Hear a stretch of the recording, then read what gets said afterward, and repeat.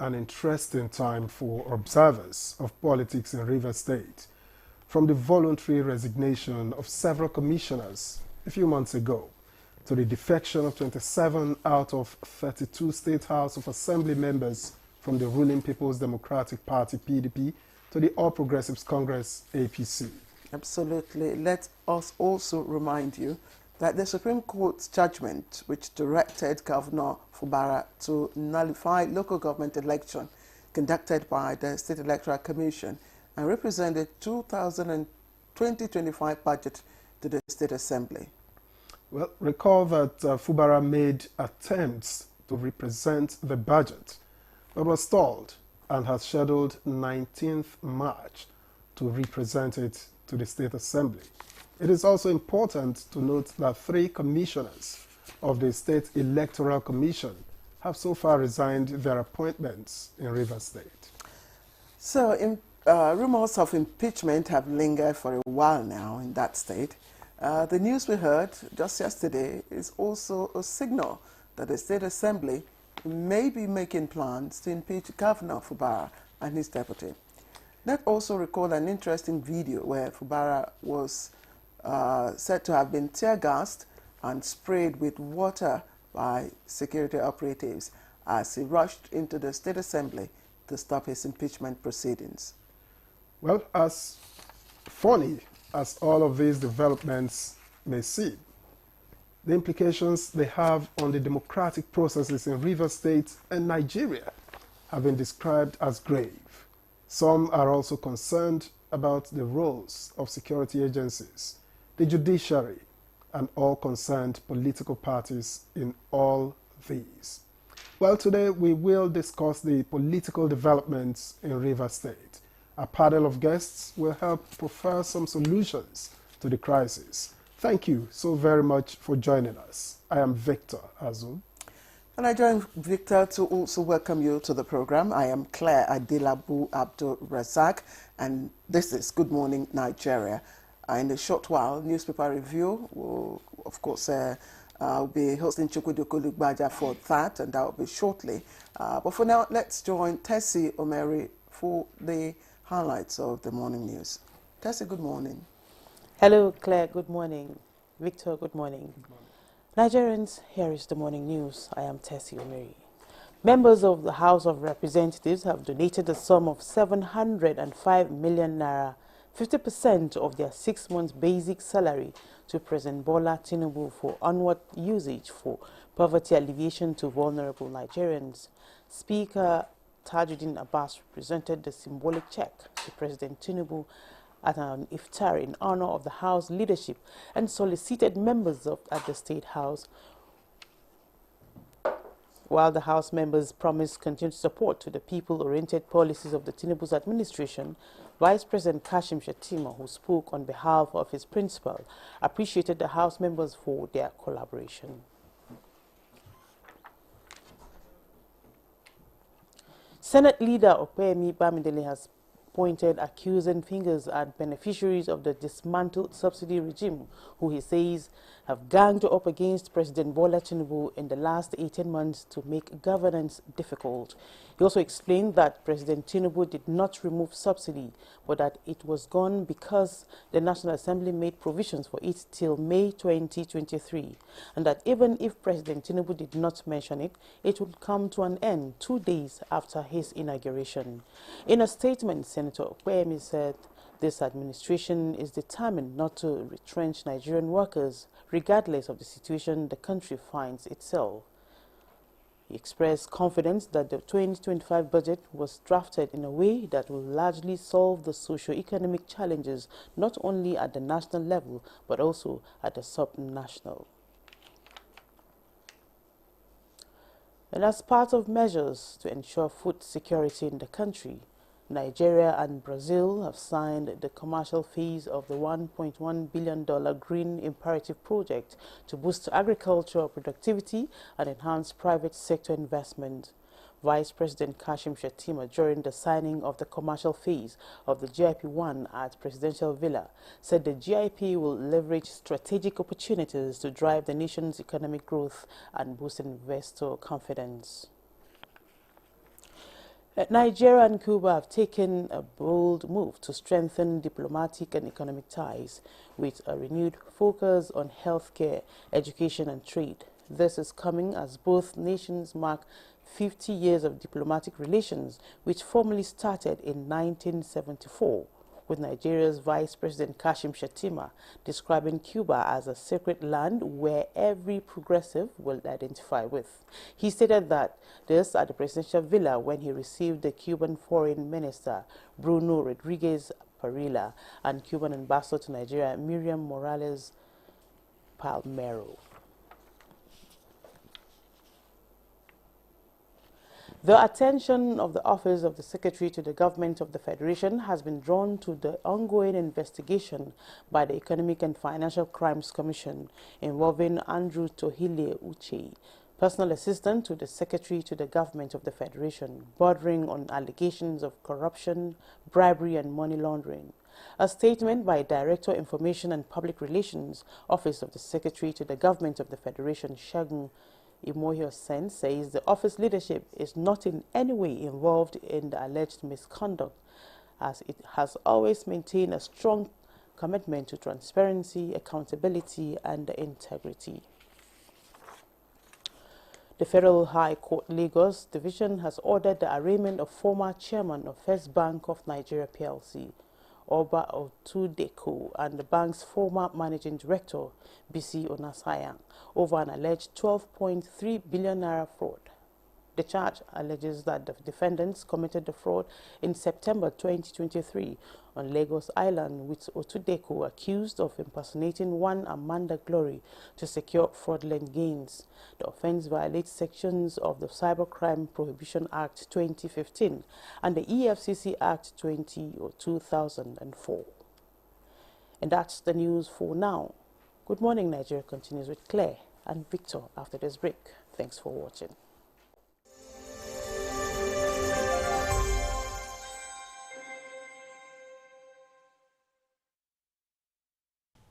I am Oluremi Tinubu, the global and national Stop TB champion.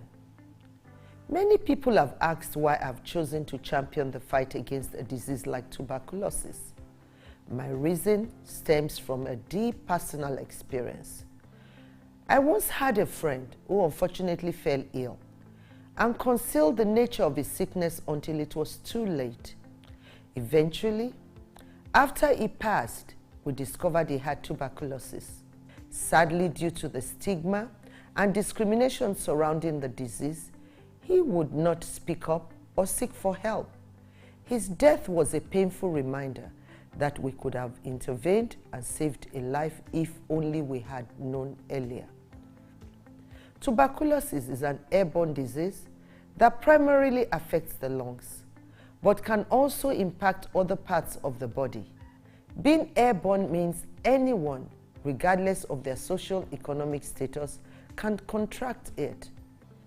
In Nigeria, one person dies of TB-related illness every 7 minutes, amounting to 206 deaths every day. Globally, one person succumbs to TB every 25 seconds, which is a staggering 3,456 lives lost daily. These deaths are entirely preventable because TB is curable if detected and treated early. If you or someone you know has been coughing for 2 weeks or more, coughing up blood, experiencing night sweats, or losing weight drastically, it might be TB. Please visit the nearest government hospital or primary healthcare center for proper diagnosis and treatment. TB treatment is free in all government and some private health facilities.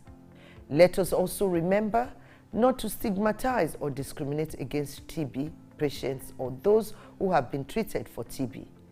Individuals who have been cured of TB cannot infect others. I call on all stakeholders, especially the private sector, to join us in the fight to end TB in Nigeria. Together, we can make a difference. Remember, TB anywhere is TB everywhere. End TB by 2030. Yes, we can.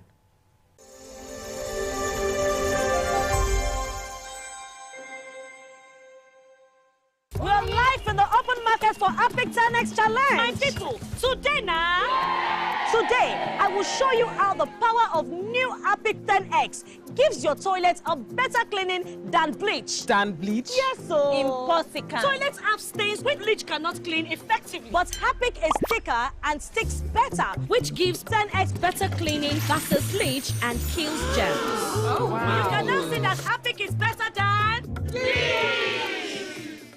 In the heat of the summer, Okada seats feel like hot plates. How do I cope with this heat?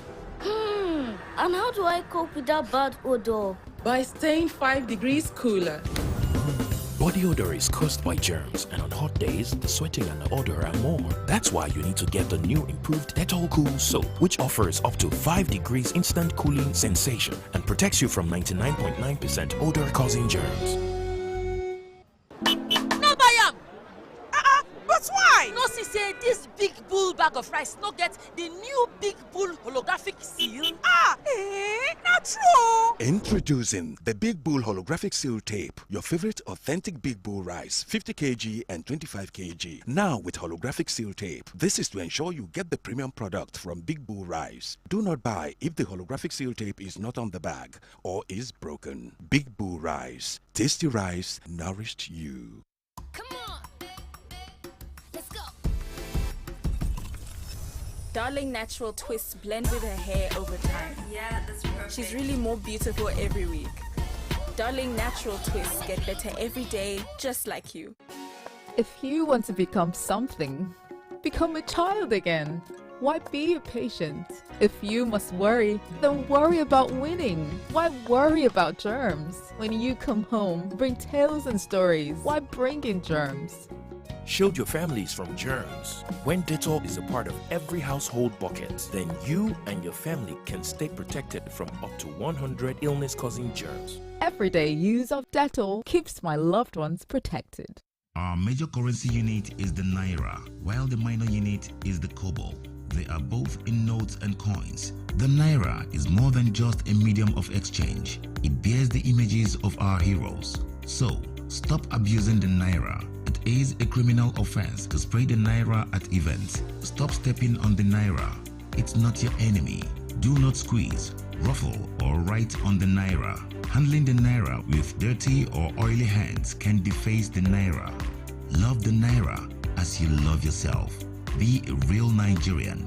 Do not abuse the Naira.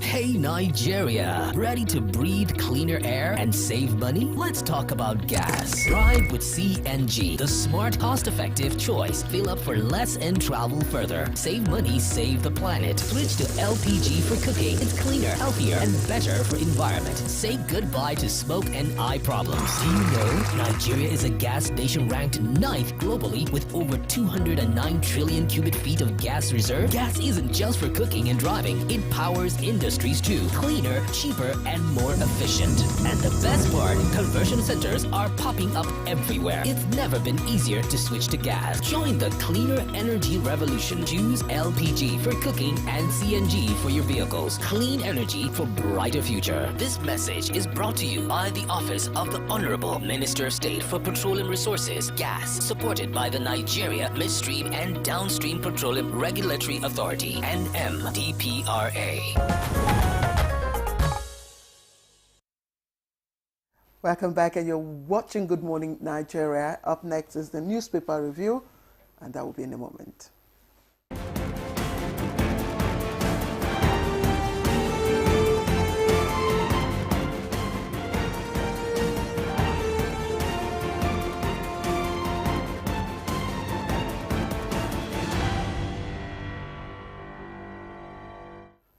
Thank you for staying with us. And our newspaper reviewer, Chukwudi Okoli-Ogbaja, is seated and ready for this morning's review. Good morning. Good morning. I'm not searching for my snuff box.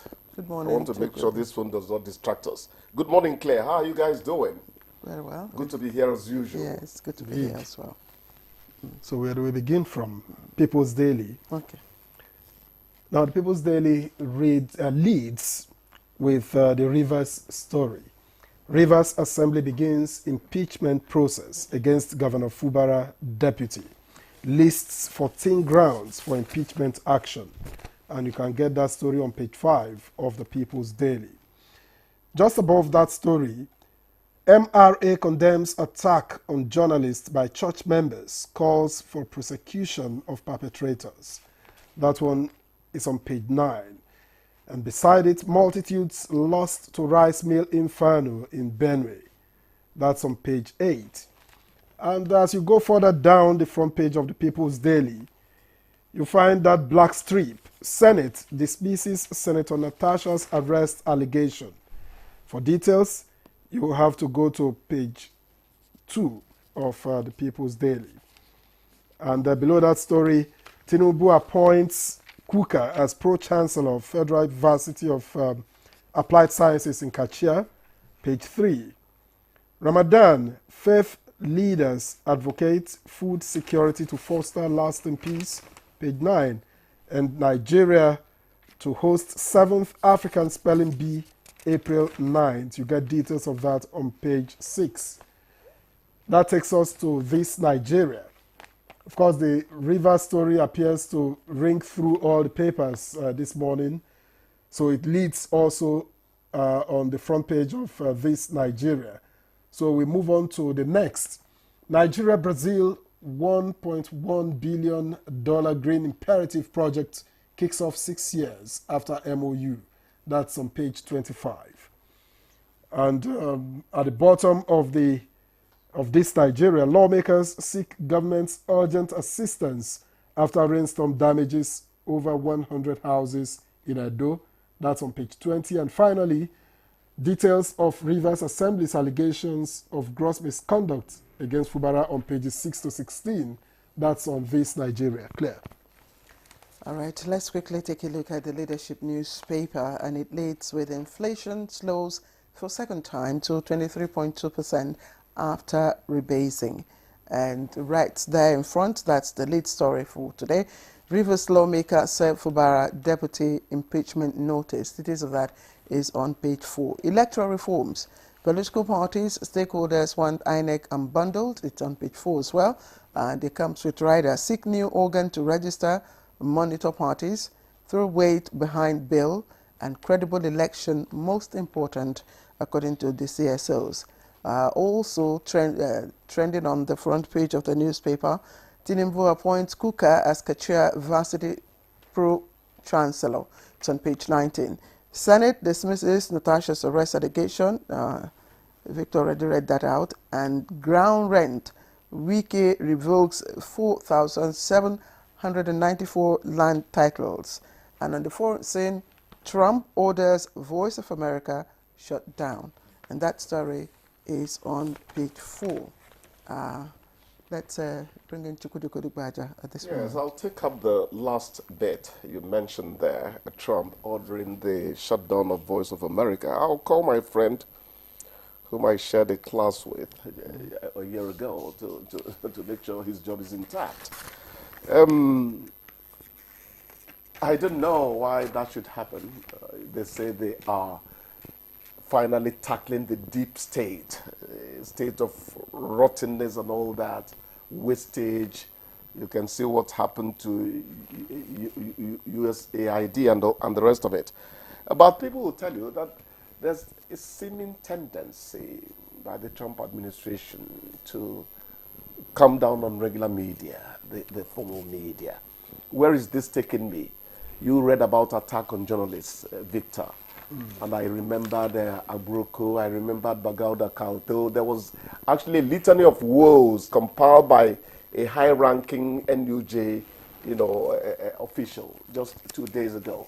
And you want to say that it's not been easy. So glad we made it.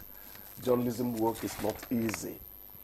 But what I tell people who tend to crack down on journalism is that a country that does not have solid base for journalism will never grow. It's as simple as that. It will never grow. The growth is going to be measured if it happens at all. So now we and ourselves, if we do, All right, if we join such people. Since you started with that, let me just read out a line or two for you. Okay. It says, that's quoting Trump now, Voice of America has been out of step with America for years. It serves as the voice for radical America and has pushed divisive propaganda for years now. Fox News quoted a senior White House official saying. Voice of America, voice of radical America? Said, that's not the Voice of America I've been... He said it's a radical... I've been listening to, and later started watching. Well, that's internal... Rivers, quickly, I still go to... It is not every African problem that the Supreme Court can solve. There are certain things that are thematically African. It's the way we are wired. And I said, we have a tendency to be clannish. We have a tendency to be tribalistic. It's a matter of degree. And that is the bane of development on the continent. So, while we are talking about impeachment moves, it's misconduct I read, but some papers have zealously talked about impeachment and all that. The Chief Judge has already been mentioned and all the works. Okay, fine. The social cost of certain things may not at the end of the day be worth the trouble people are taking to get certain things done. The Supreme Court has spoken. Let law and order reign in Rivers. By implication, what is happening in Rivers is going to reflect what's going to happen to the larger country. We have to all be careful. People are, dusting up their military hardware, if I may use that in quotes and all that. People are shouting jingoism and all that. We can still be elderly and very circumspect and very wise. Call them together. Let Rivers people talk to Rivers people. That's the ultimate solution. But Chukwudi, I don't know. Yes. Papers are saying that a notice of impeachment, has already been, sent, Oh, really? Yes, an address to the Speaker, Right Honorable Martins Amaewhule. Yes. Maybe that came in late. They were listing misconduct and all that. And the notice which all 26 lawmakers signed accused the Deputy Governor and the Deputy Governor, Odu, of gross misconduct in performing her duties, though specific details were not included in the final notice. So a notice, according to this paper, has been sent. Okay, fine. I missed that. It probably came late. Let Rivers people solve Rivers' problem. They owe themselves that. It's a biological fact that an organism must learn to preserve its own life. Otherwise, liquidation follows the lineage. Quickly, electoral reforms. Political parties, stakeholders want INEC unbundled. Institutional checks would work. But as the CSOs said in this story, it is what happens to us in terms of our journey towards free, fair, and credible elections that we take home at the end of the day. I was just scribbling something, and I said, a country where history at a point was almost being jettisoned. A country where you tell them you read philosophy and they tell you, now you go chop, will never have depth in terms of solving human problems. Ethics and logic are found in the philosophy class. The people who shaped up the world, Plato, Aristotle, John Locke, name them, they were thinkers. This country has to learn to have thinkers, groomed thinkers, not lip service people after good. But there was a time the Japanese were required, a Japanese man was required to commit harakiri. That's cutting open the bowels in public rather than being disgraced. It got to that extent. Honor meant a lot to them. A country where people are not groomed to promote honor are in very big problems. So let them unbundle. That's institutional check. But what about the conscience of man or the consciences of man? Well, that is the ultimate. I'm sure that will also be sorted out. Now, Nigeria, Brazil, $1.1 billion green imperative project kicks off 6 years after MOU. Of course, the project is intended to boost agriculture productivity and enhance private sector investment in Nigeria as part of measures, of course, Yes. to increase food security. Let's not keep crying over spilled milk, because I would have wanted to ask, MOU was signed how many years ago? Six years ago? Why now? But it's never late to mend, according to the Englishman.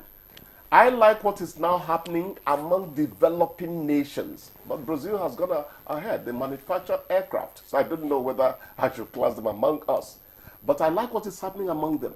Tell the so-called big powers that economic development does not rest with associating with them only. India, Brazil, China is already, well, China is called the second one in the world.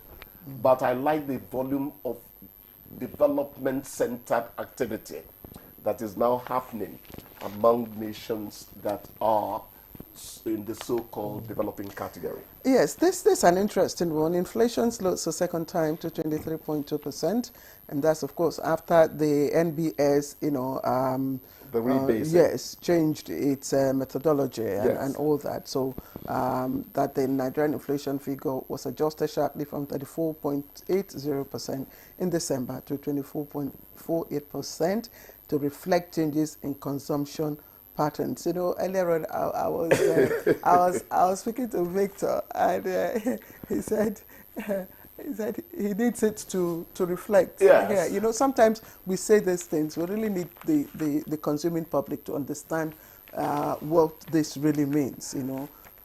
I'm a journalist. The cup is usually half empty of water. We will like the consuming public to get to know how these things work. Methodologies will be tinkered with and all that. But the real show is what happens at the marketplace.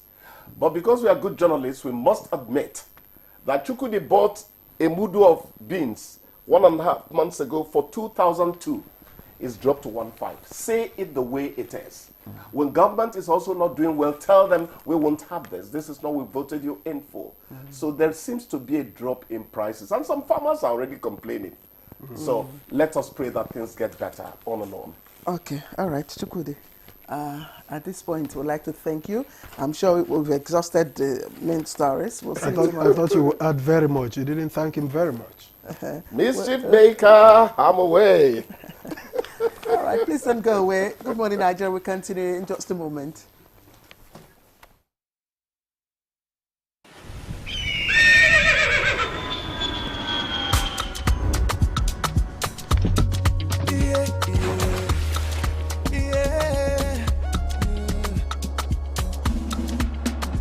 From the Atlantic across the savannah to the Sahara, we rise, a land of the free, we know they tire. We dream great, our spirit is undying. Resilient, rooted like palm tree, we sway in colors, with undying demand. We make solutions, we ignite passion, yeah. Each ethnicity is unique, we have more than destination. We are Nigeria, strengthening unity. We know they carry lives. We are Nigeria, together live the dream of a land with great destiny. We are Nigeria. I am the real Nigerian. Brought to you by the National Orientation Agency, NOA. If you want to become something, become a child again. Why be a patient? If you must worry, then worry about winning. Why worry about germs? When you come home, bring tales and stories. Why bring in germs?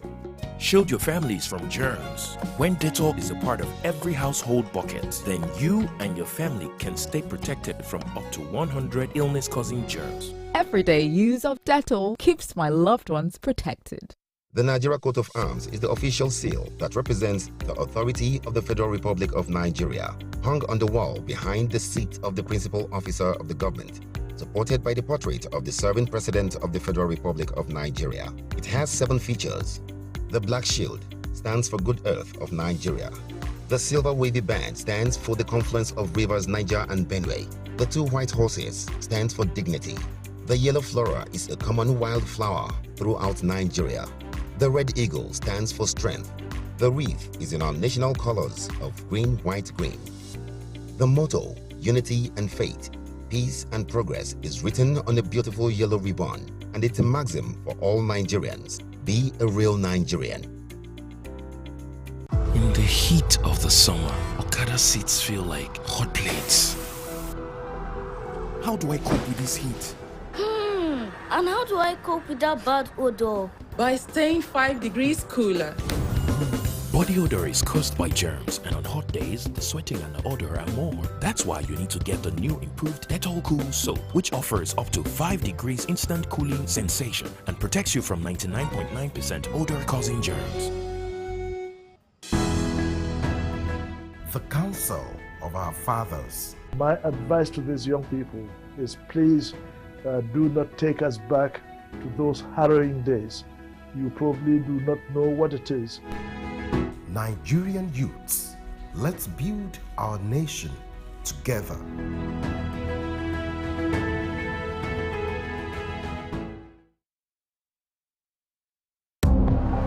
Nigeria is perched on a treasure trove of solid minerals. Gold, coal, tantalum, tin, but none is more critical to our future or the world's future like lithium. Let's talk about illegal mining operations. What is our strategy?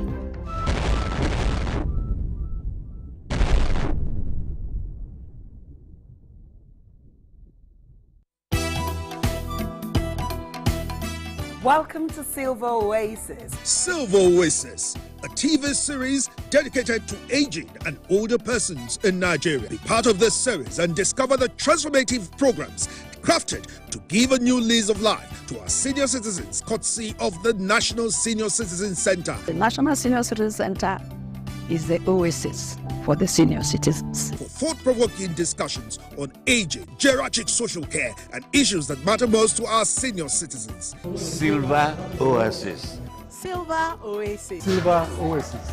Tune in to Silver Oasis on the network service of the NTA every Saturday at 10:05 p.m. Silver Oasis, improving the quality of lives of senior citizens.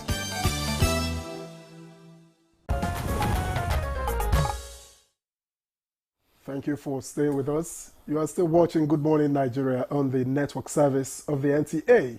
And our conversation today is on political developments in Rivers State. And to set the ball rolling, let's take this. Ibrahim Gunda wants to give us, vox pop that he had with some Nigerians. Let's listen to them. The solution to Rivers State crisis is the stakeholders coming together on the table to discuss how this problem can be resolved. It needs a political solution. That's all. Any political crisis needs a political solution. That's the only thing that can settle that issue. Let the two parties, both the governor, the state assembly, should share their tears and come together, because the interest of the river people matters, not for their own personal gain. Land that some of them, because of 2027, let them settle this peace. If there's peace, they know that Rivers State is a volatile state, and we use this medium as a law-abiding citizen of Nigeria to appeal to the good people of Rivers, both the executive and the lawmaker, to work together as a team. So the solution is the president must step in and bring all the stakeholders together to discuss. The president should call them to his house and then settle the matter. By the time they are all going out of the villa, the matter should end and settle in the villa. The president should do that, and he will help Nigerians and help the people of Rivers State. To obey whatever the court have said. I get me. That will bring the solution, because they have been waiting for Supreme Court all the while. The Supreme Court has come. Let them obey. Chicken. So if they obey, come together. Peace committee. Let them discuss it. There's nothing we can discuss. Let them discuss together, and you see these things will become an history.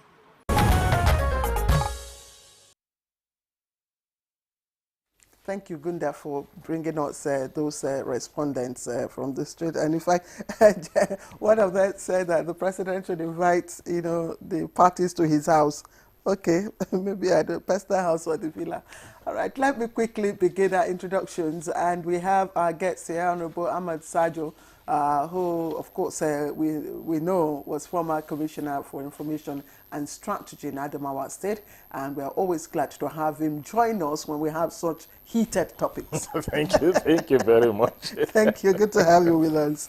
Yes, and also joining us for this conversation, and you know him, Jide Ojo, Public Affairs Analyst, his personal rod. Jide, thank you for joining us. Claire, welcome back from your leave.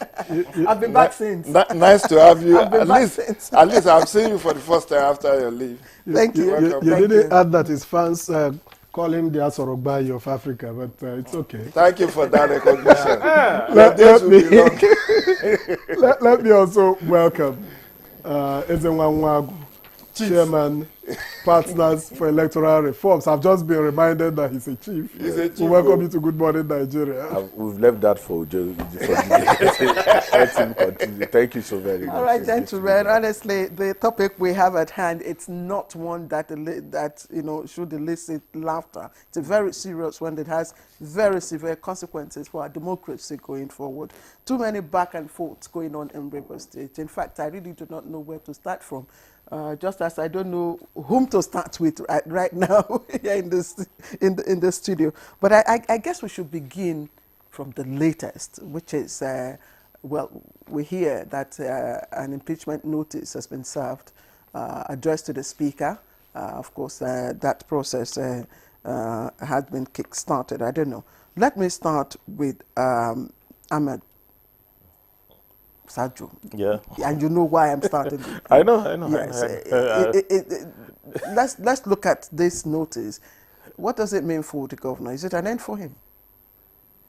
Well, from my own experience, I was a chief press secretary in the government house working with the governor when this impeachment process, was carried out in 2014.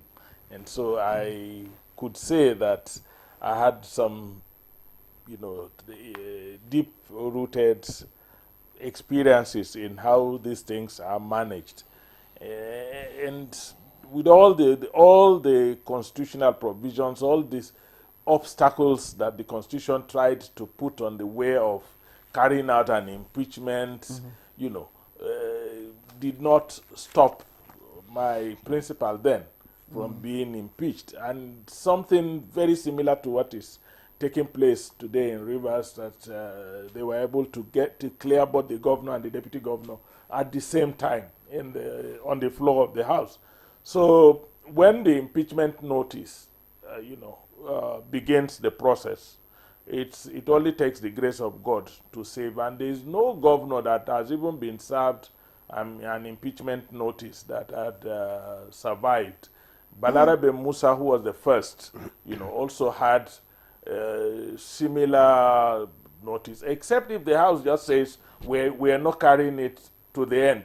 But if they insist on carrying it to the end, it's very difficult to actually reverse it. But there were governors that the court had to reverse the impeachment. The court reversed, yes. Not the House. Once the House begins the process, I tell you that it's very difficult. Even in the case I'm talking about, yes. At the end of the day, the Court of Appeal said Nyako's impeachment was illegal, was not done properly. But it had already taken place. So once the House begins the process, they kickstart the process. They carry it out without, all this that the governor has to be served personally and all that. You try to avoid all of that, but it did not work in the case of my principal, and it did not work in the case of about 2 or 3 other governors that I know.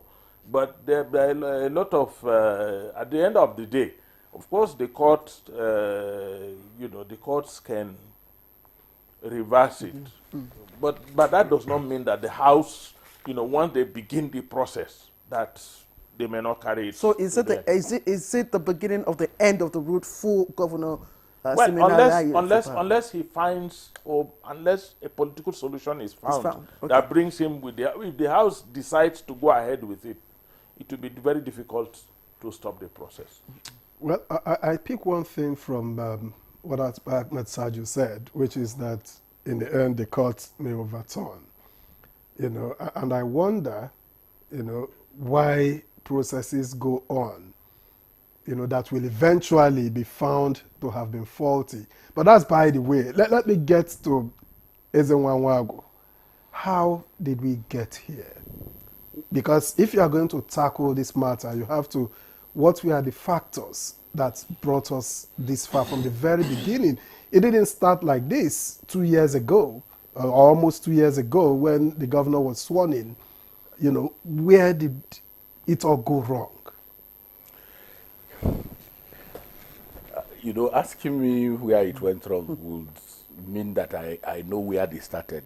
And you know, honestly, that the fact of the matter is that once you take away contest, once there is no contest in, you know, in a democratic situation, and then you have what you call give. I gave you the ticket. If you listen to conversations, it's always about give. There is no contest. So if you contest for it, you won it by yourself. Some of the conversations that we are having will not come up. So let's start from the beginning. The criminalization of aspiration, where people cannot, an environment where somebody cannot say, I want to be. You can't even wake up and say, I want to be. So if you are giving, then for me, it's a Game of Thrones. There are no victims.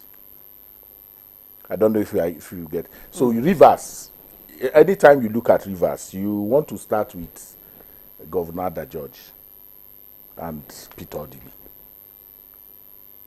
Okay? How did he play? You always hear things like betrayal. And then you come down to Governor Odili Amechi. You hear the same kind of conversation. And then Wike Fubara, the same kind of. So when you look at that trajectory, where is the place of the ordinary Rivers person in this? Who has asked for the content of the betrayals, this series of betrayals? What is in it? So to ask me where it began, you have to find out what is it that these people, they control, the political economy of the control of the resources of the Rivers people is where I started. And somebody wants to be dominant, and somebody is saying, no, we you know, you've played your role, why don't you leave?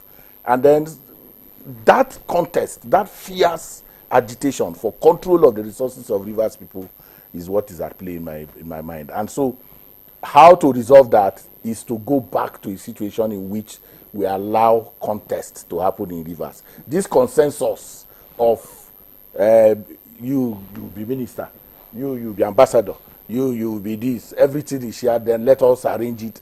That arrangee will continue to produce the kind of outcome that you see in Rivers, in my view. But is this peculiar to Rivers, though? Because, I mean, it takes someone with a little political head to look around.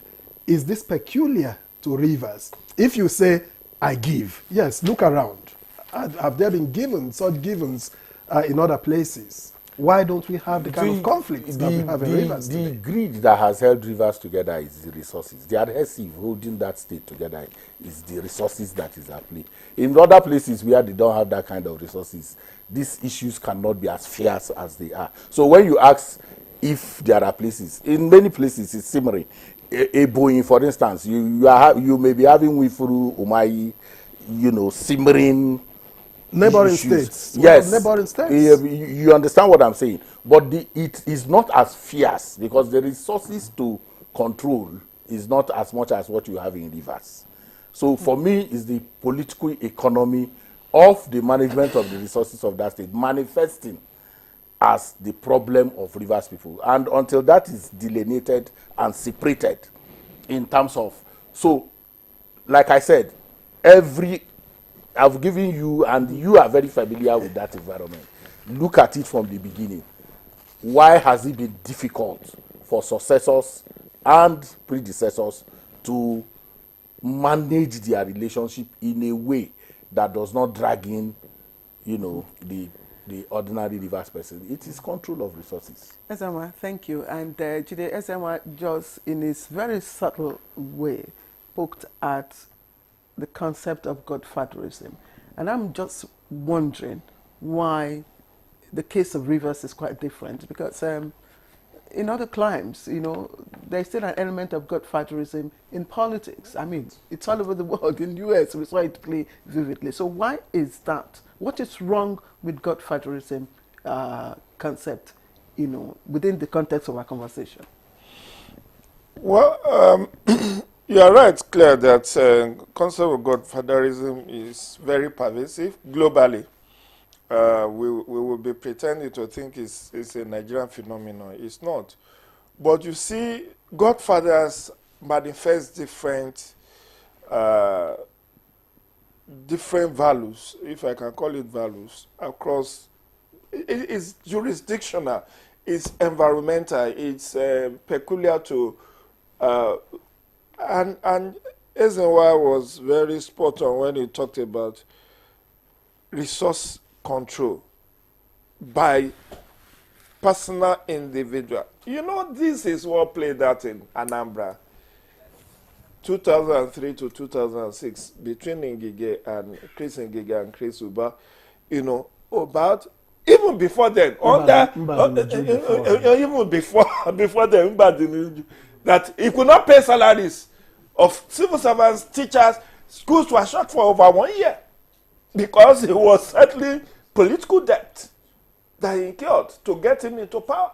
And when they saw that, oh, this one is just useless, they backed another horse who signed an irrevocable standing order. And when he got power, he wanted to be his own man. And that led to a arson of 3 days where almost every government infrastructure in the state was destroyed. Who has been called to order? Who was questioned? Has anybody been jailed? Was the architect of that, was he prosecuted? He is a non-face. He didn't wrong. People knew. Look at what happened in Oyo State. In Oyo State is a reversal. Ladoja and late Adedibu, you know, Ladoja provided the money, but he doesn't have the clout. He doesn't have the muscle that Adedibu has to install it. He provided the funds. And when it was also about resource control, okay, we agree. I'm your chief security officer, even though I don't have any constitutional rule, but you are supposed to. I mean, the man said it. He said, "I'm supposed to be your chief security officer because you collect security vote. Shouldn't I have a sizable chunk of that security vote to secure you in power?" And when there are betrayers, and political betrayers are known to be very rife. Look at godfather-godson relationship from 1999. Let's take it from 1999 to date. Where has there been no betrayal? It's just that in some places they were able to manage it, but in some other it blows out. And then look at Lagos. Okay, we can say without any equivocation, our president is a godfather. But he seems to be a benevolent godfather in a sense that we have not had him despite all the godchildren, because it's not just godsons that President Tinubu has.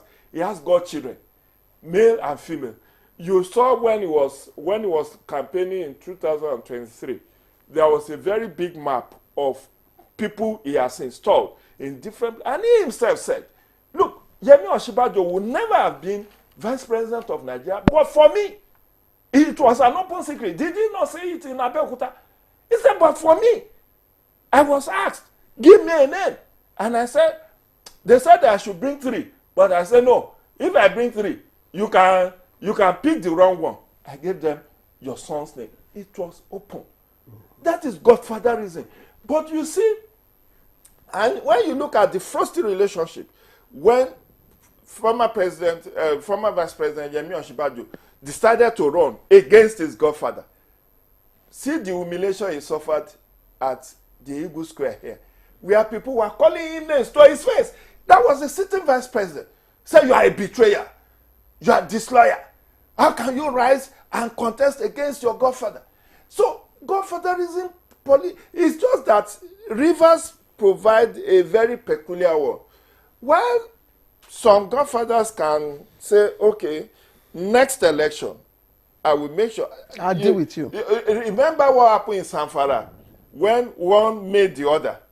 And the other, I think it's Mahmuda Shinkafi and Yari.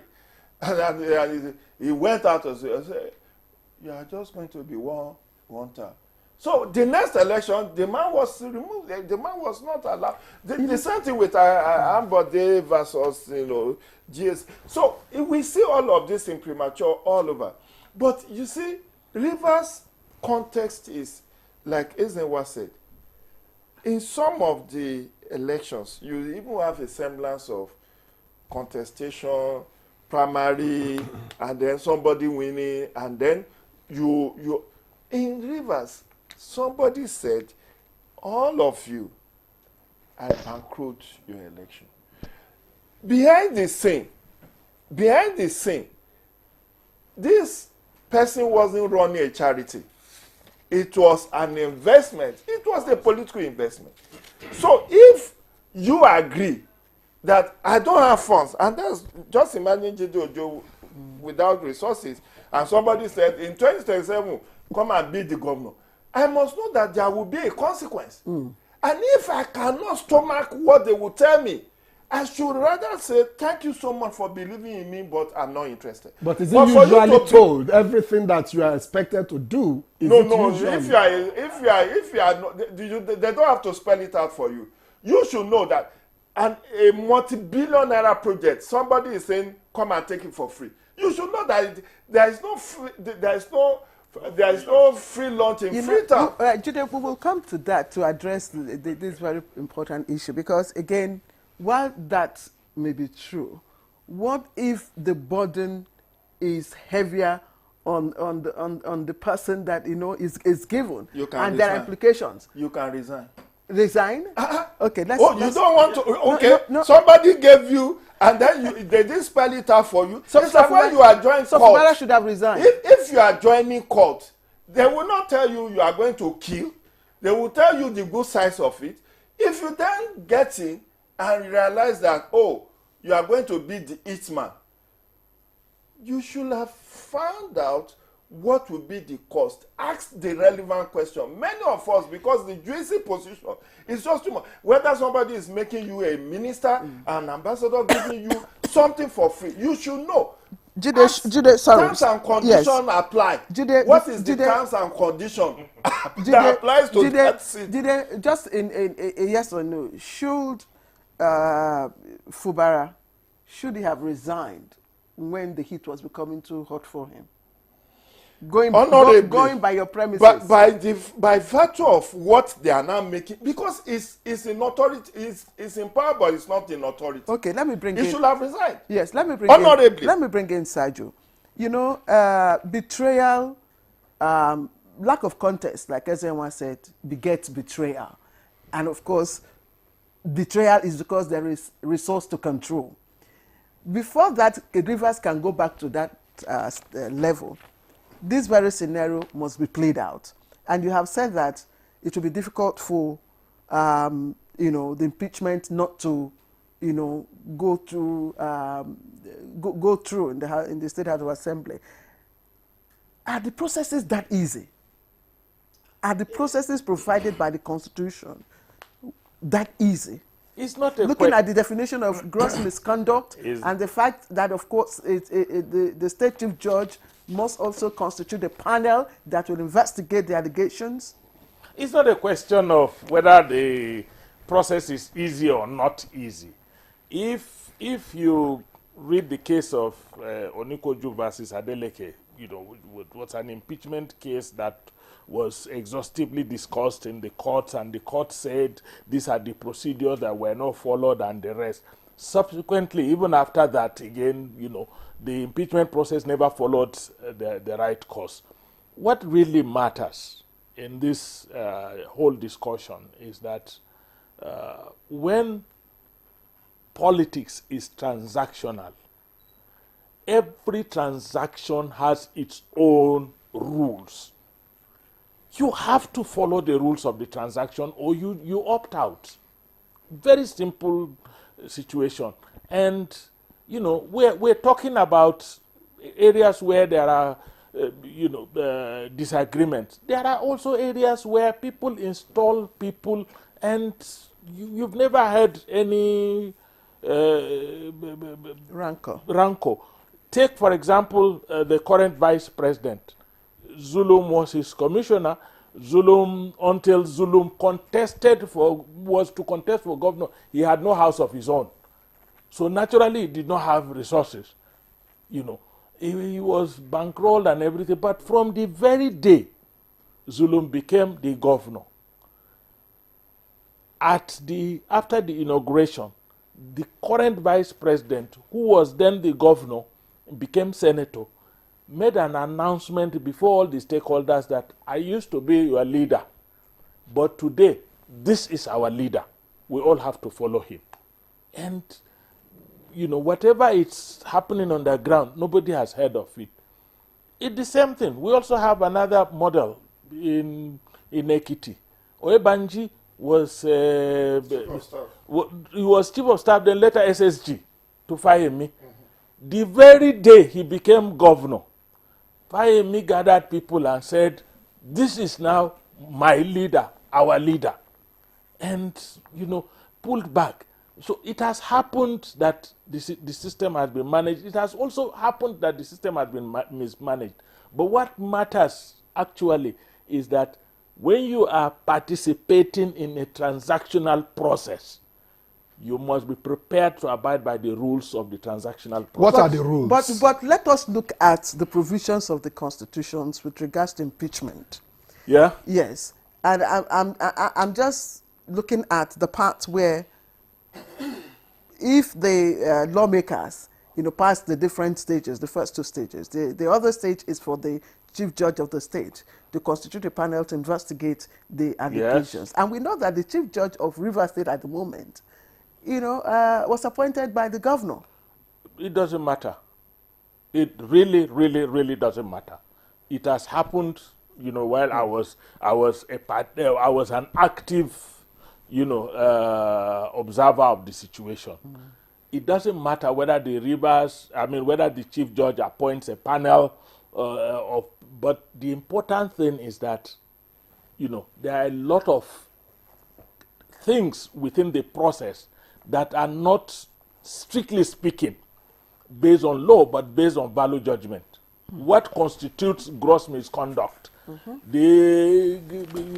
For example, in the case of Rivers, if it is proved that the governor expended money without appropriation, that could easily be proved as a misconduct. If, as it is now, if you read the Supreme Court judgment, that he had put the governance in Rivers State in jeopardy, he has put this in jeopardy, he has done this all for fear of impeachment, meaning every action he took was to stop an impeachment process, not necessarily to observe the law.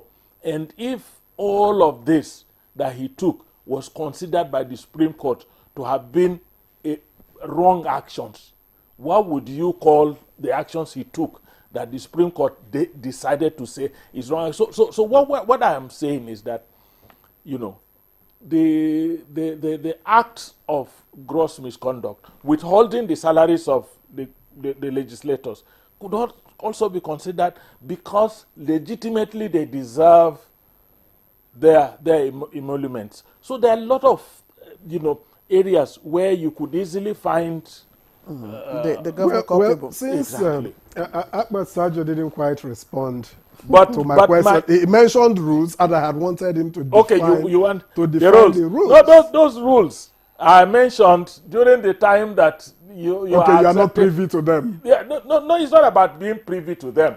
You know, the Chief here had mentioned it. My brother Jide Ojo had mentioned it. When they are giving you, look, he said there is no free lunch even in Freetown. That's the truth. When they are giving you something, you must know that it has a price.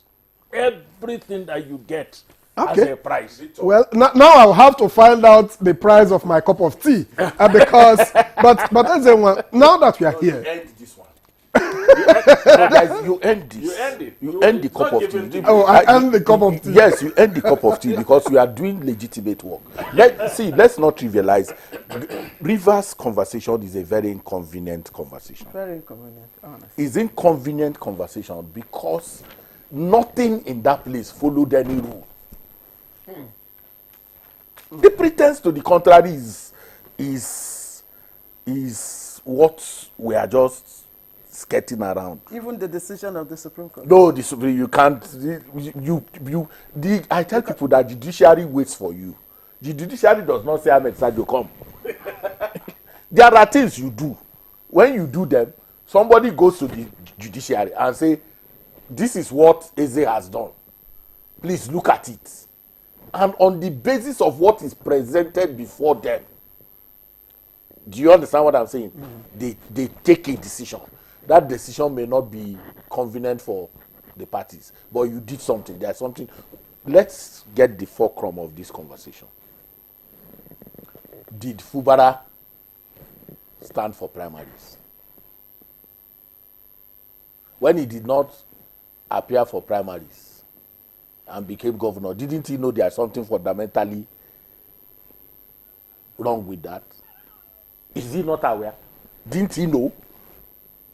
When he was hiding inside government house, running away from prosecution from the EFCC, why didn't he bring himself out to the EFCC and say, look at me, I want to, can you check me out and so that I can go and run? Somebody bulldozed through these processes and made him governor. So Fubara is a villain now? No, they bulldozed through these processes. Everybody was clapping. There is no tendency that Wike is manifesting today that Fubara did not see throughout their engagement from director in the. So he's been there. He knows all of these tendencies, everything you can accuse Wike of. That's why I told you that this conversation is a very inconvenient conversation. But to say it the way it is, and that I don't like textbook analysis. Whether the Chief Judge, whether this process of impeachment will go the way Fubara became governor. That's the same method they are going to use to impeach him.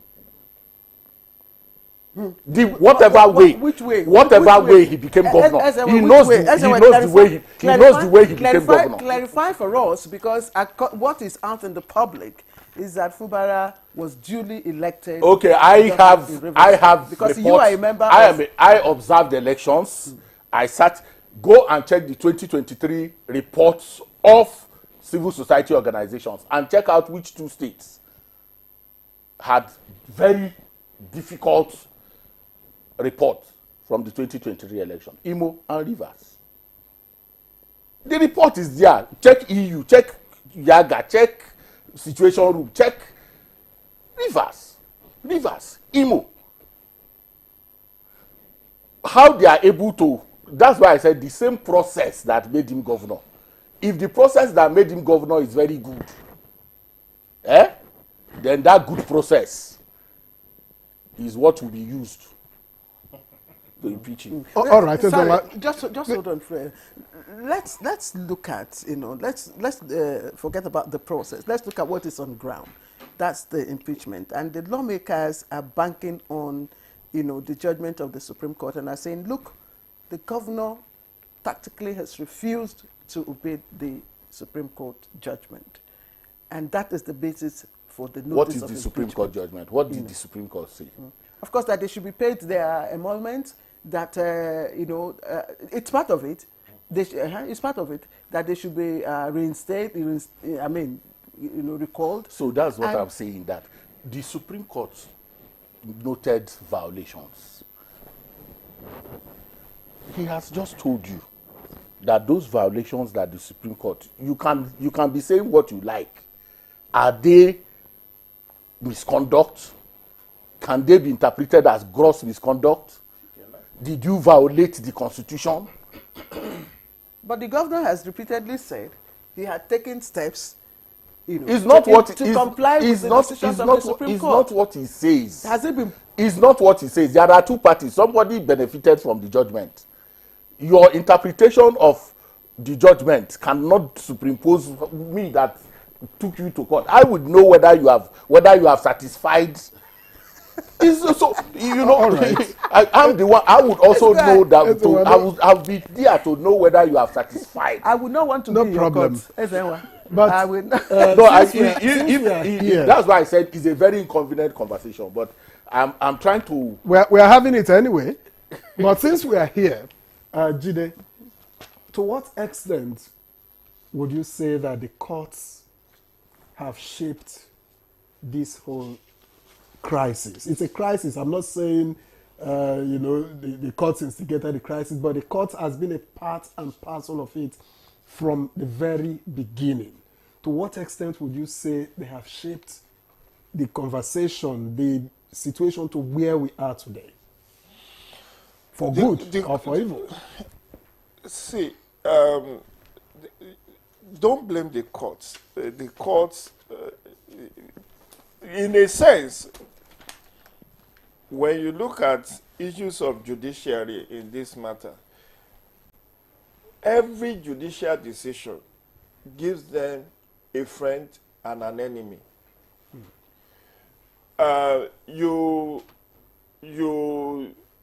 If it swings to your side one way, you say, oh, judiciary is the best thing, it's the last hope of the common man. Did you know that the High Court, Rivers High Court, endorsed that Edison, Ehie, and 3 others are legit, that they are the... After the defection. After the defection. And I was like, how could a court say 4 out of 32 is legitimate? You saw the tragedy of presenting a appropriation bill of 800 billion in the morning, and in the evening they returned it to the governor and said it has been passed. 800 billion spent. We know what due process of lawmaking is supposed to be. But the judiciary said 4 is okay, since 27 has defected. But isn't that on the basis of legitimacy? What does the law say about defection? What legitimacy? What legitimacy are you talking about? I don't think, and there's always been, let me be sincere, I thank the dramatics personnel for choosing to go the path of the law rather than self-help. The only worry I have now is that with this impeachment notice, which Fubara has been evading for close to 2 years, he was evading. He knew this would come. This day that happened yesterday was what set the whole thing rolling. He had that the State Assembly was going to impeach him. And then Sunday preceding the Monday that this notice will be served, there was a fire in the chambers of the Rivers State House of Assembly. Did you know that? I heard it. When the fire happened and the members could not sit on a Monday, the next thing the governor did was to go and demolish the structure under the guise that, since there is a fire, he wanted to renovate. So relocate somewhere. And then you said, these people have defected. It is not for you. In a matter of defection, it is the speaker that will declare the seat vacant before INEC will conduct by-election. But the speaker here is one of the defectors. And now you go to court. So from October 2023, it has been State High Court to Federal High Court. This one will give a judgment, a court of court. But does that mean there were blind spots? Because if the speaker is a part of the defectors, what does the law say? What does the law say? Who should now declare the seats vacant? Just one moment. See, if Victor says, as we are sitting here now, you say I've resigned from NTA. That's all. You have not resigned, you know. Because you said it here does not mean you resigned. What will the resignation mean? That you do a letter, right? You do a letter, practical letter, sent to the DG, receive your own copy of the acknowledgement copy that you have resigned. If you say even at that, the approving authority must say I approve the resignation. So if all you said inside the studio is that I have resigned, and then you go out and people are saying you have resigned, and then something happened, they speaks to you and say, but why do you say that? Blah blah blah blah blah. And then you go back and people heard you when you said you have resigned, but they didn't know that you did not tender any letter. See, technical law, the law is very clear. This defection thing is not as confusing as people want to make it. There are different grounds that there is crisis in your party and that you will resign. Crisis in the party. Which party doesn't have crisis today? Which one? Show me the one that you will say, okay, this party, there is no crisis. Right? So, grounds for defection that people hold on to. And it is, when you have all done that, it is also the court. These same courts that will say, okay, he has defected. No, you see, the bottom line about this defection, because the Fubara camp was hinging their disagreement with Supreme Court decision on the fact that these 27 lawmakers have defected. I've explained that. Wait, you didn't fully explain it. The blind spot was that when you defect from a party and you claim to be a member of another party, you will go to your ward and register de novo, afresh, to be a member of your new party. Nobody has been able to cite or bring to bear. See, when Loretta Onoche was going to be made National Commissioner in INEC, yes. What did civil society do? They went and dig up a registration details at a ward in Delta. Don't say they, we went. Okay. Well, so, but in this case, these 27 members said, we have defected. They said it on video. They allege that they came to Abuja and swore an affidavit. But in the eye of the law, a membership of a party is you must have registered with that party at your ward.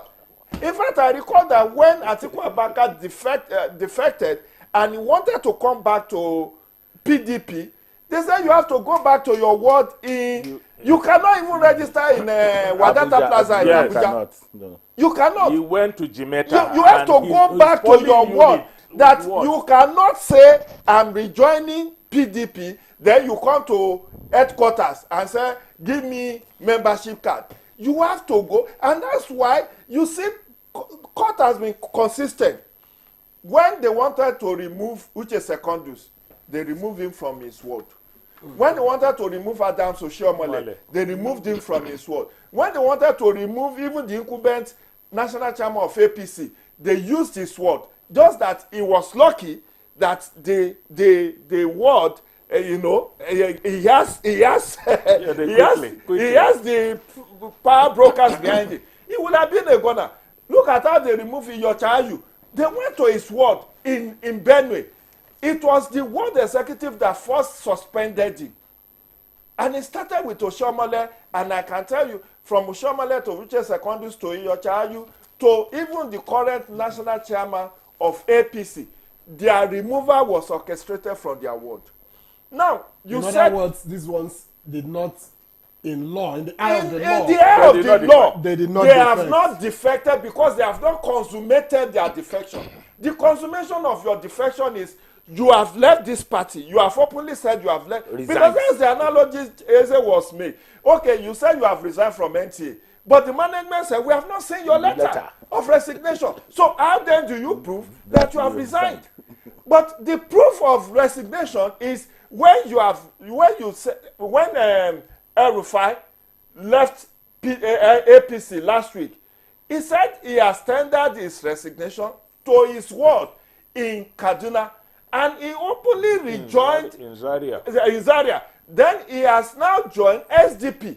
So the validation of and we don't know whether he joined SDP in the SDP ward yet. So that tomorrow now he can. Tomorrow he will not say he had never left. So politicians are very smart. Apologies to you, my Oga. Politicians are very, very smart. You talked about blind spot. They always leave that blind spot. And you could see what also happened in Rivers when Fubara noticed that there was roadblock to his conducting the October 5, 2024 local government elections. He urged his followers to leave for APP. And within a couple of weeks of joining APP, they all emerged local government chairpersons and councillors. And you ask yourself, is that how party system supposed to run? Exactly.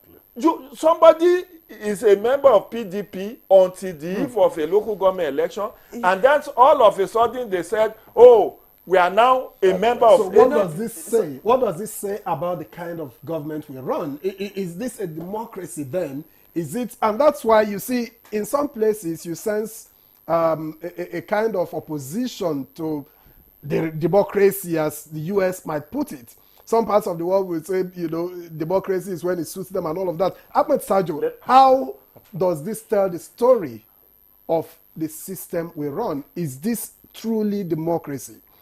If we go by the kind of things that politicians get away with, well, you may be the best person to respond. At least I am a professional working with politicians. Oh, not a professional politician. Well, let me tell you, there's a story we were told when we were kids, and it illustrates where we are today. That a man, a thief, went out and stole some goods and came back home and gave his wife to go and sell in the market. And the wife took the goods to the market, and then somebody tricked her and stole the goods from her. And when she returned home, the husband said, how was the market? She said, no, it was very good. Were you able to sell? He said, yes, I sold it. How much did you sell it? He said, exactly the way how you bought it. That's how I sold it. So generally, when a system, when you are working with a system, and you know exactly what flows exist within the system, and you accept the system hook, line, and sinker, including its own flaws, then you have to flow with these flows and, do what is considered needful under the circumstances. If we do not recalibrate the entire democratic process, even this concept of defection, if there is crisis in the party, if I am a legislator or I am a governor or I hold an executive position and I have some resources at my disposal, to go back to my ward and my local government and even my state to establish parallel executive and claim that there is factionalization in my party is not going to be very difficult. These are some of the legal lacunas that they have inserted into the system. If they had said that whoever is elected, the moment you change party, because the mandate was given to the party, not to you, the moment you change party, you lose the mandate, whatever the circumstances. It would have been okay. Let me tell you what happened in Adamawa State at one point in time. Ima Bello, got nominated as PDP House of Reps representative candidate. But somehow Abuja here manipulated it and changed it and put Haske Hanani as the candidate. Imad Bello did not argue. He went and sat down and waited. Haske Hanani had run all the campaigns. And then the moment they announced the party as the winner, Imad Bello went to the court, said, I was the candidate of the party. And let me tell you, the person that campaigned and did everything and did not come to the house. It was the person that was the candidate. That tells you that the mandate even that we are carrying on our heads if we get elected, that mandate belongs to the party. So we refuse to accept the fact that once you defect, you should drop that mandate to the party that gave you the mandate. I mean, and the defection process is very clear. Announcements are not defections. Okay, you said announcements are not defections. Yeah. But at least a court in Rivers State declared the seats of those lawmakers vacant. But I just want to know the basis really, for coming up with this impeachment by the legislators, even when that court ruling has not been vacated. Which court ruling? The court that declared their seat vacant. You don't know that Supreme Court is the final authority in every matter? That everything that you have said around this issue, it's null and void. It has died now. But the impeachable offences were committed. The alleged impeachable offences were committed at the time that there was a subsisting ruling that these were no lawmakers. Victor, you are speaking English. That's the language of communication. But help us clarify for us, because that's what we want to know. That's what I'm saying, yes. That the Supreme Court has put a closure to all the shenanigans that has gone on in the legal gymnastics that's been going on in Rivers. Every court session, once they rule, the two parties are always rejoicing. If you have followed, once the court rules, the two parties are excited. So you really wonder who is the beneficiary. So you have to come to. That's why we have these stages of legal, interpretations. You go through this high court, you go to court of appeal. When you have come here, right, the matter is closed. That's number one. Two is that in the heat of all this our conversation, what is at play for me always is that the Rivers person is not in the equation. They are not. The fights are elite fights. And until that is underscored, they are elite fights. The person fighting, the people, the dramatis personae, like my brother Jide will say, that are involved in this whole thing, go and check them since 1999. The same family. Political family. So, when this matter is resolved, the family will go back and reconcile themselves the way they have always reconciled, and wait again for another time. We will be hitting our heads. Let us only have the failure of analysis, but let's not have the failure of imagination. What I'm saying is that where do we situate the Rivers person in this? Because if we don't, all we will do is to play the tunes that they continue to dish out for us. I am not going to bother my head if Fubara is impeached. I'm just telling you, if he's impeached, the next person that will come is a member of their same. Who is Amechi? Who is all these people are the same. There are others who are on the side, though. Magnus, Abe, all of them, all of those people they are all playing in this. And it's a quicksand in Rivers State. Because before you know it now, enemies, sworn enemies, will be doing Thanksgiving together.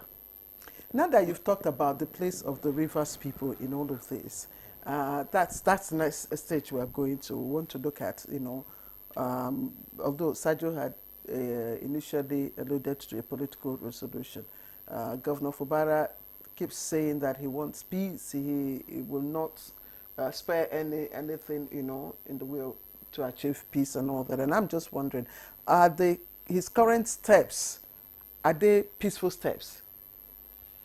Thank you, Claire. I wish to say yes, but I think Governor Fubara is listening to the wrong crowd. People who are not there in the closet, behind the closed door, when the negotiation about how to make him a governor was permutated, are the people who are advising him and trying to let him know that you can break free and be your own man. They are the one. Don't forget that even political solutions have been, the president spearheaded a political solution in December 2023, when all of them were, all the key dramatic personnel were brought to Abuja at Aso Rock here, and the president sat and facilitated an 8-point resolution. And at that time, what Fubara was trying to avoid was given to him. The president said there should be no impeachment of Fubara, that the impeachment move should be halted. But recognize Martin Amewule, those commissioners that have resigned from your cabinet, reabsorb them. But he did.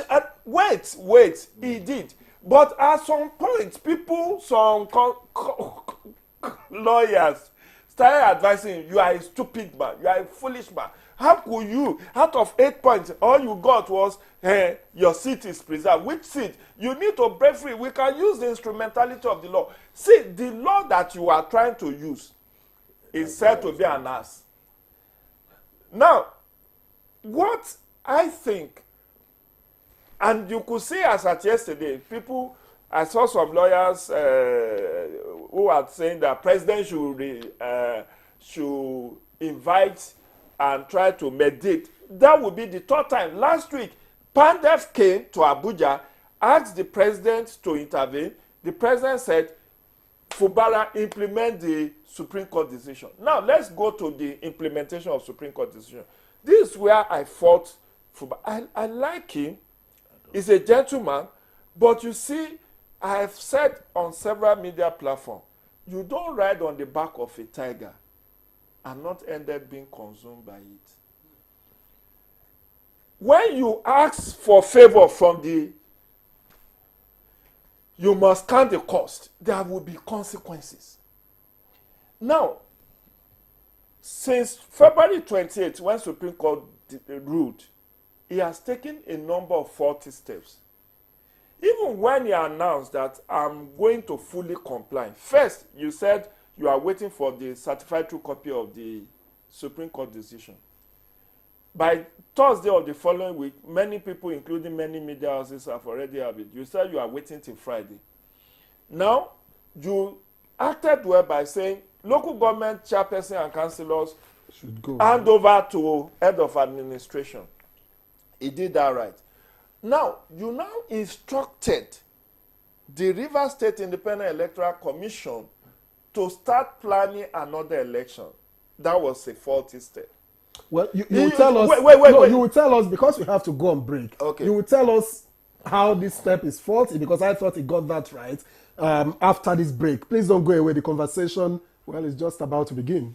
The House Committee on Intergovernmental Affairs is organizing a public hearing on the bill to enact the Central Gaming Bill to regulate the operation and business of all forms of online and remote gaming across the geographical boundaries of the federating units and beyond the borders of Nigeria, provide for the conduct of gaming in the Capital Territory, and enhance revenue generation for the federation and for related matters. Stakeholders are hereby invited and requested to forward 5 copies of memo email with a soft copy addressed to the Chairman, House Committee on Intergovernmental Affairs. Date, Wednesday, 19th March 2025. Venue, House Conference Room 231, second floor, new building, House of Representatives. Time, 10 a.m. prompt. Chief Host, Right Honorable Tajuddin Abbas, Speaker, House of Representatives. For further inquiries, please contact the Clerk of the Committee on 0703 6001 Announcer, Honorable High Chief Canis Moore, Chairman, House Committee on Intergovernmental Affairs. The Nigerian national flag represents our country's history, culture, and identity. It was designed in 1959. The colors are Emerald Green 2.0, which represents agriculture, and Immaculate White represents unity and peace. Know how to handle our flag. Illuminate the environment or don't fly the flag overnight. Do not fly a dirty or tattered flag. Take such flag to the nearest National Orientation Agency office for proper disposal and replacement. The national flag can only be flown at half-mast on the directive of the federal government. The national flag must be flown at the same or higher height when displayed alongside other flags. Don't burn or allow the national flag to fall on the ground. Do not print, decorate, modify, or insert the coat of arms on the flag. Our national heroes are not buried with the flag. They are honored by presenting it to their next of kin during interment. Respect our national flag. Be a real Nigerian. This message was brought to you by the National Orientation Agency, NOA.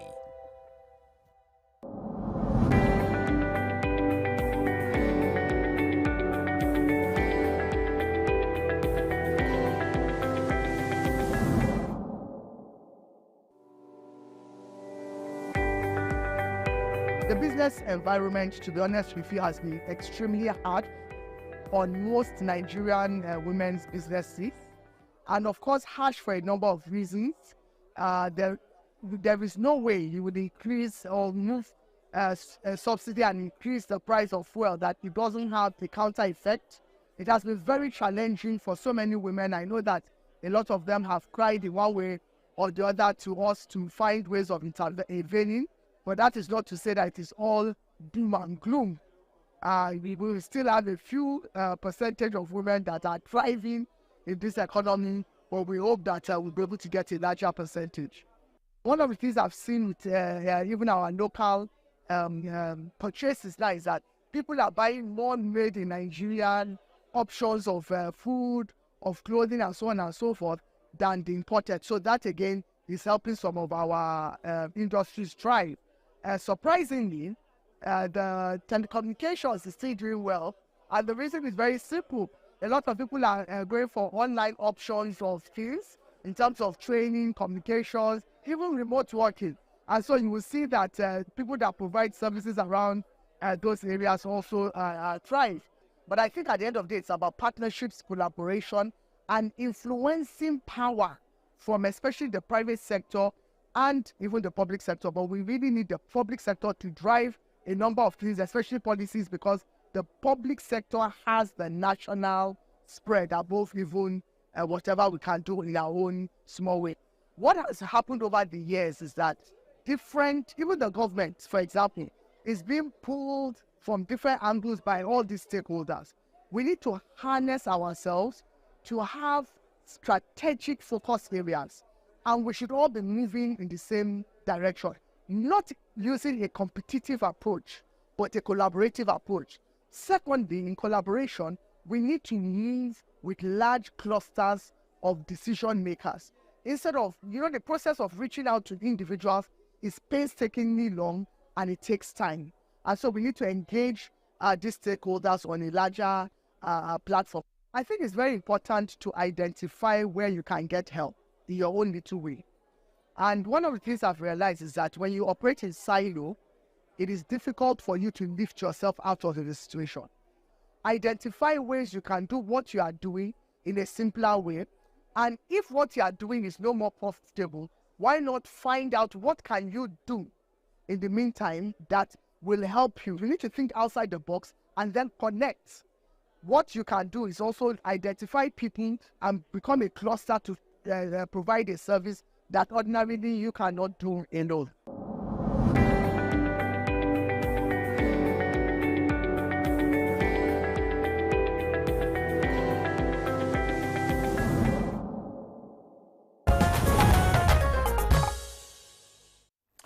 Welcome back, and you're watching Good Morning Nigeria. We're looking at the political situation in Rivers State with special focus on the notice of impeachment served Governor Siminalayi Fubara. And Jide, you were, giving us... So for me, if I were Governor Fubara... You said, just so that we don't lose track, you said it was a false move. Yes, to have asked... No. He did the right thing by saying... Local government chairperson that were elected on October 5, 2024. The Supreme Court has removed you. So you should hand over. So hand over to head of administration. Now, there was an issue. There were those who have been previously removed, who have gotten another judgment, who wanted to resume. Then, the Amewule faction had also similarly given 6 months extension to the 1 Wike left that were elected under Wike. And it was in that crossfire that Fubara appointed caretaker committee in June last year, that the July 11, 2024 Supreme Court decision that talks about financial autonomy and credible local government happened, which was why Fubara hastened to go and conduct another election last October. Now, why I said it was a faulty move to have instructed the Rivers State Electoral Commission to conduct another one where they have now fixed August 9 for another local government election was that you just came back from court. You said you want to study the Supreme Court decision. If you are going to have this local government election, their funding for that election should be in the appropriation law, isn't it? So you now said, Chairman Rivsec, go and conduct another election. There should have been a consultation. Now, number 3, he said he wanted to represent the budget. The lawmakers are claiming, even after several correspondences, that they have not cited one communication officially from the governor. And the governor or the SSG has also instructed that any communication coming from the House of Assembly should not be accepted. I don't know whether people are reasoning that. But this is word against word. Yes, is this in public domain? It's in public domain. If you listen to Amewule as at yesterday, he said, look, we have not received any... Okay, look at the drama that played out last Wednesday.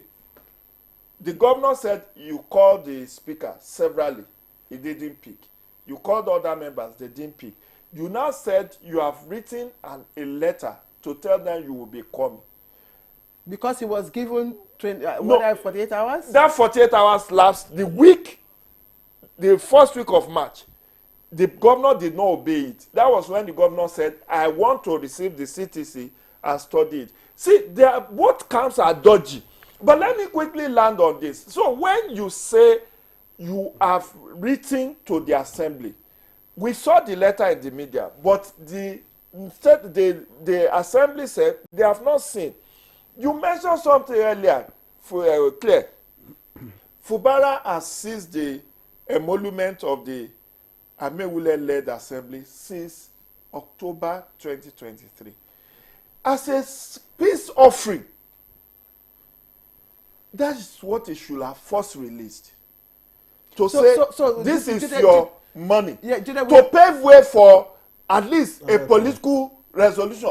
Then, you know the first correspondence the governor allegedly sent to the assembly was signed by SSG. And they said, look, it is demeaning. All previous communication is signed by the governor. And that's why they failed to honor the first invite, which was supposed to be last week, Monday. Now, in all of this, who is playing to the gallery?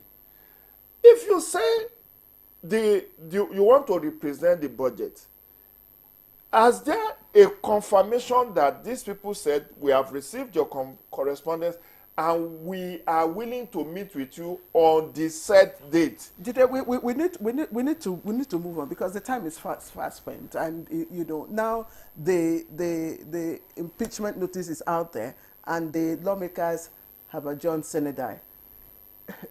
How do we move from here? What can be done? No, they have amended their rules that they can meet at any point when it is necessary. It's all part of the gimmick. It's all political gain. See, those who are, and let me correct an earlier impression. The issue of defection of the 27 member has not been laid to rest. As at yesterday, the Rivers State High Court has reserved judgment to decide on whether those 27 members have defected or not. They initially instituted, the government camp, the Fubara camp initially instituted this case. But when the president mediated, they withdrew. I don't know whether you understand me. They withdrew this from the court. Meanwhile, the Amewule camp did not withdraw their own litigation. The affidavit, which is amounts to perjury. Perjury. So you know this, but this is a all of this will come political fight. Will come to the Supreme Court if the matter is not what is before the Supreme Court. If it was not part of what is before the Supreme Court, the judgment of the lower courts will not subsist until it is also exhausted. Yeah. So whatever you see in the high courts, or especially when you can go all the way, does not play. But before all of that happens, once impeachment goes through, all of these, but the big challenge for me, and I will keep saying, I don't know where you are going with this, why you want us to quickly talk about political resolution. It is not because the time is it's not in our place to talk about. I think what we need to talk about more is the fact that the whole thing is getting messy. People are now using the presence of the new media, even using AI-generated false activities, and beginning to see whether they could foment crisis. And that's where the question he raised matters a lot more. And that's why I'm asking. Where is the place of the Rivers? Is there a middle point between the two parties? Is there a meeting point? Could there be a meeting point at this stage? If the House, and I'll tell you what will happen. If the House decides to adjourn plenary until they decide to reconvene, what they're telling you is that they will not reconvene until after the 14 days. And between now and the 14 days, if they don't reconvene, there's nothing you can do. But Jide has said there's been an amended, they've amended to say that they can come back. So which means there's a window for peace. No. Normally, what they do in the legislature is that when they adjourn sine die, they still have their rules agreed that the speaker, we noticed it here. There was a time the National Assembly adjourned, and then there was an issue that forced the House of Representatives to convene an emergency meeting in Abuja to discuss that issue. And they all came and discussed the issue and again went home. It's in their rules. But what we are saying is that once a 14-day notice is given, I tell you that the House would suspend all businesses and wait for the 14 days. And they may even, to some extent, disappear. So no pressure is put on them to even reverse anything that they have done. By the end of the 14 days, the chief judge had no option.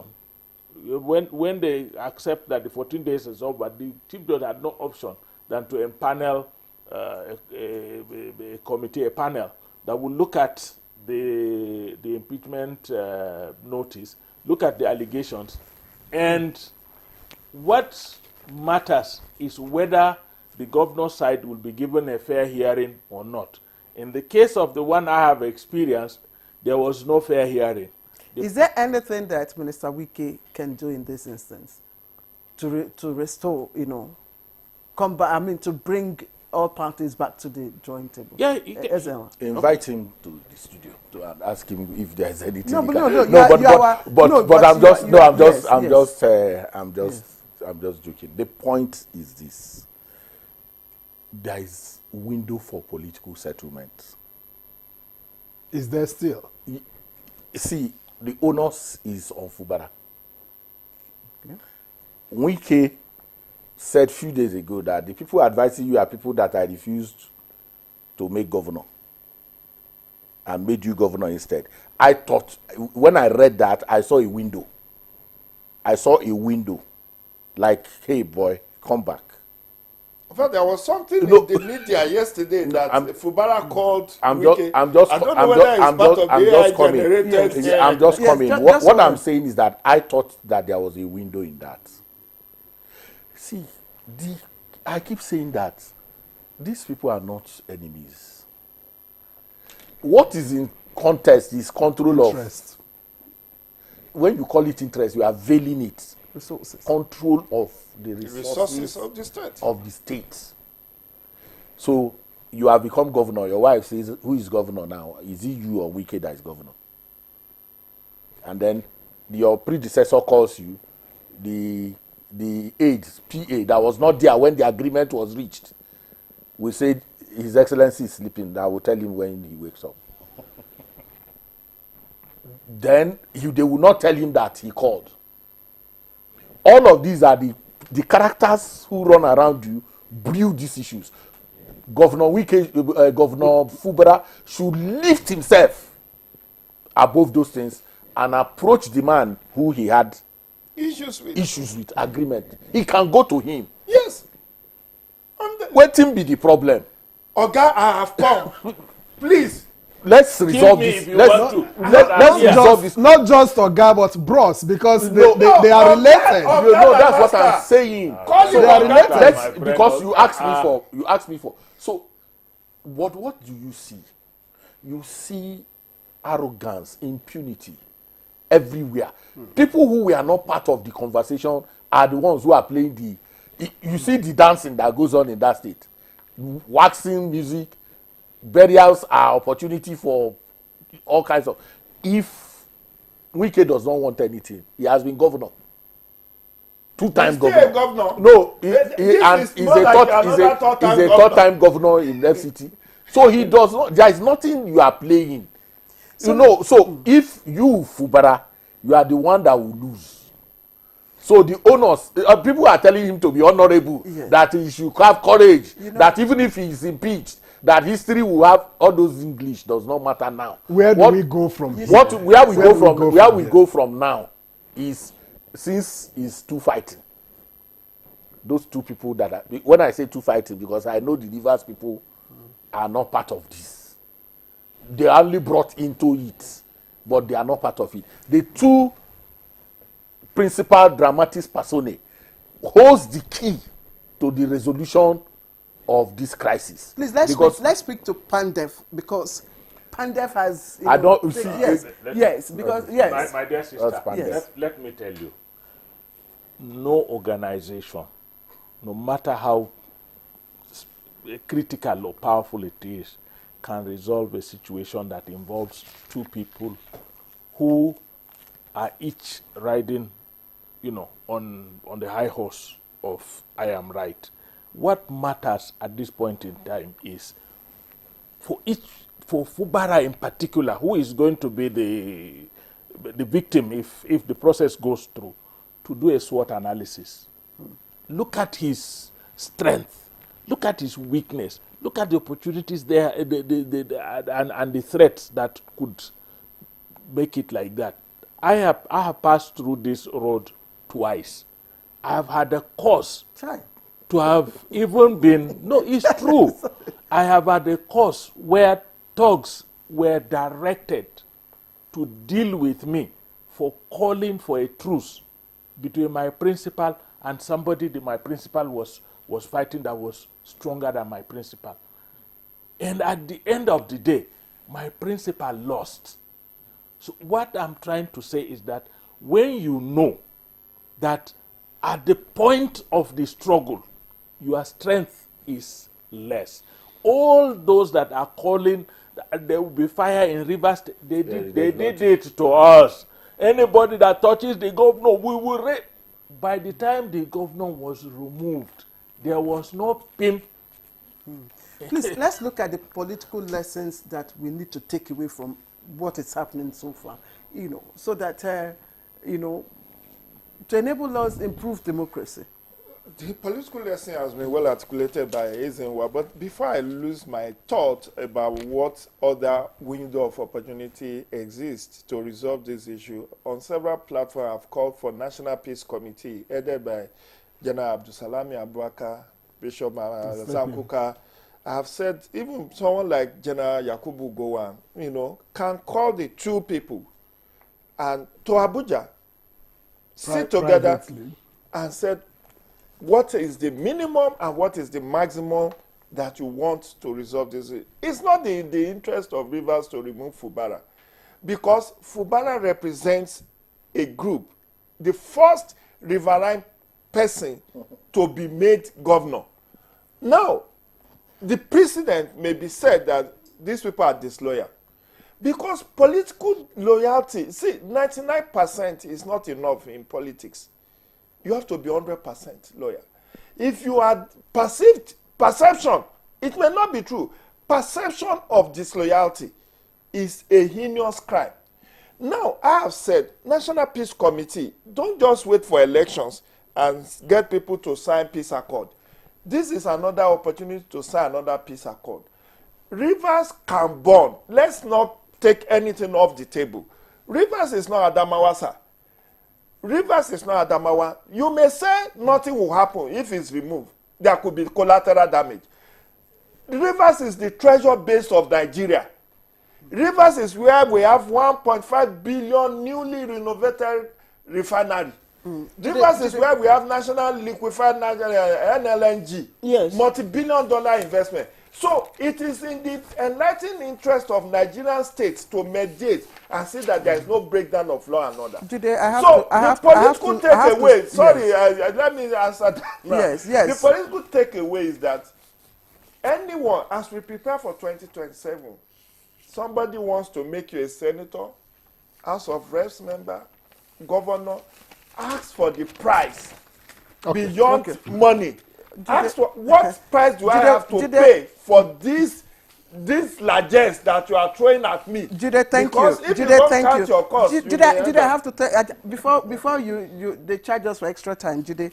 I will have to thank you. I will have to thank you, Jude Ojo, public affairs analyst, is a firebrand. Thank you for always sharing your thoughts with us. Ezenwa Nwagwu, chairman, partners for electoral reforms. We do appreciate your perspectives, and of course, Honorable Ahmad Sajo, former commissioner for information and strategy, Adamawa State.